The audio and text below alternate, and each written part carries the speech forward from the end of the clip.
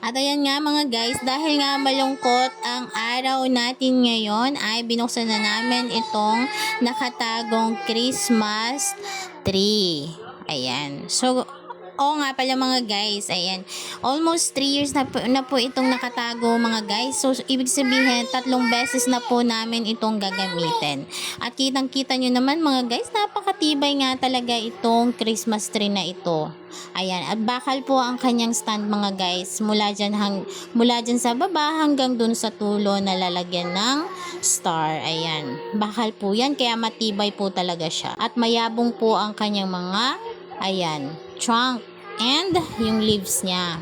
So ayun mga guys, kung gusto nyo ganitong klaseng Christmas tree sa bahay nyo, ay ililink ko na lang po dyan sa comment section ang pinagbilhan ko po. Ayan, lalagay ko na lang po yung link. Gayon din dito sa mga Christmas balls and Christmas flowers mga guys.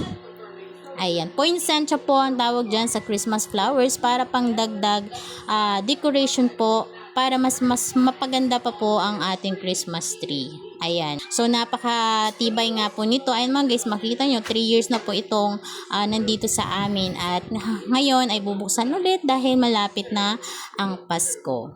Salamat nga dito sa aking mga kasama mga guys, sa aking mga anak, dahil napaka-excited nila at natulong pa talaga sa akin. Mababait at masisipag nga naman talaga. Ayan.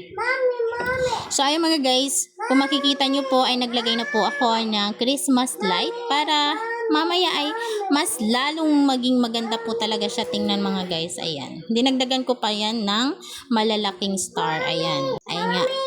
At ayun nga, patapos na mga guys. Ayan. Ay mga guys, kung gusto nyo pong bumili ng ganitong klaseng Christmas tree, nandyan lang po sa comment box ang pinagbilhan ko. Salamat!